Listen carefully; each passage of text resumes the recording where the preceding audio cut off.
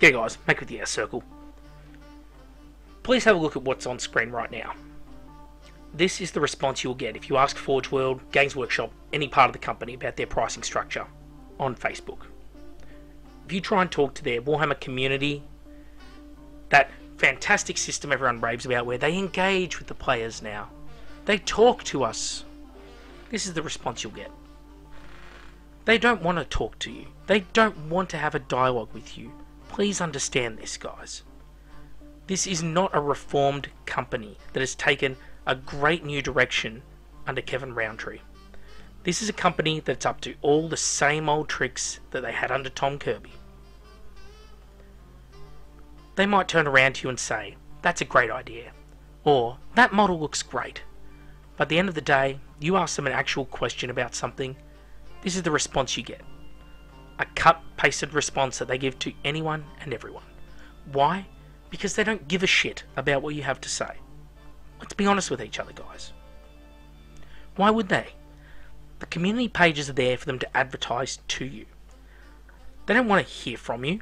It's why they shut off comments on things. It's why they kill comments they don't like. Because it's just inconvenient for them. If you think this company is mature, run by real good businessmen, think about this. Who here listening to the show right now has worked in the business world at professional level? Done any kind of sales, marketing, that kind of thing? When a customer talks to you about price, who would turn around and say, we price it this way, but we don't know why because we don't know how all the account-nomancer stuff works? No one would say that. It's belittling and demeaning to the customer because you're treating them like a child. But Games Workshop, they think you're idiots. They think the customers are idiots. They think we're going to put up with the prices. They're trying to justify their pricing structure because shipping fees are better. Oh, you'll get the models faster. I'm in Australia. It takes a month for the models to get to me. Maybe 2 weeks. Depends really on the model. So I don't think that, hey, we're going to ship it out the same day you order it is really going to make that much of a difference for me. Unlike you, Forge World and Games Workshop, the people who really made the decision here, I will give the fucking facts, the real data, the numbers. Look at them right here on the screen. The Titan, the Warlord Titan. Why do I pick the Warlord Titan? Because it's one model. I don't have to put up a whole army, I can just put up one model and demonstrate the point. That's why I like it. It's not even the most extreme end, it's not even the biggest markup out of all the models. But you take the British price, you remove the British taxes, you convert it into the Australian dollars from there. Because that's what it should be sold to Australians at, with the Australian tax applied, which is less, it's half of the British tax. But that's not what happens, is it, Games Workshop? No. Because we now get a better shipping service. So we get this product, and we get to pay $845 more for the product. And of course, I say we need to pay more for the product. We need to pay 20% more, 30% more, 40% more. Nobody gives a shit what that means, especially not people in the UK and all the Games Workshop apologists around the world. All the people who are telling me that, no, Mackie, you've got it wrong. You're getting a great deal. The company does not need you to stand up for them. Have a fucking spine, stand up for yourself. You're a consumer, not a company. You giving them money does not help you, it helps them. You're paying their bills. The difference is £469. That's what 845 Australian dollars is in UK pounds. What does that look like? That whole bottom half of the screen, the entire Primaris Space Marine range, just about. Plus Rabute Gilliman, plus the Dark Imperium box. That is how much of a difference this one model equals out to, people. Do you not think that is the definition of gouging? Are you going to say Australia is a smaller player base? It's further away, it costs more to ship to. If I can fly from Australia to the UK on a budget flight, buy the model, fly home, and it works out cheaper, your model is wrong. Your business model is wrong, that is. And I could do that. For the difference, it's about, $1,000. $1,040. Minus the GST. I could actually fly all the way to the UK and buy this product. Very cheap flights, mind you, very uncomfortable, economy class. But I could do it. And I'd get to go to the UK. Maybe I could be like Martin Luther and actually nail the petition to the door at Games Workshop. You see, I'm not an idiot. And I don't think the players really are either. I know Games Workshop thinks you are, though. Games Workshop thinks that they can just ride out the storm on this one. That's okay. People will buy it anyway. They can't let go of the plastic crack. They need this product. People are dumb. They'll just put up with it. Who cares? They put up with all our other price rises. They put up with, dropping the amount of models in the box and increasing the price at the same time. They put up with books that come out with typos and printing errors and, missing data. They don't care. This community's dumb. That's what Games Workshop thinks. They think that all those players who leave, all the older players, the people who really make up the community, they leave, that's okay, new blood will come in. I gotta ask you though, Games Workshop, who does your advertising for you? Is it not brothers, fathers, sisters, mothers, sons, daughters, cousins, uncles, aunties? Doesn't really matter. Point is, it's people. People are your marketing arm. Word of mouth is the biggest thing, the biggest contributor to your success.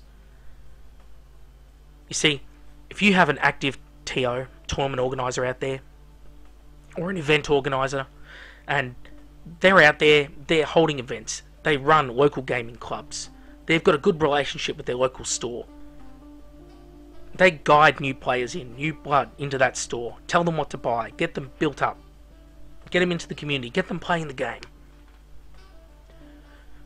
And those people, they pull the pin. How are people going to find your stores?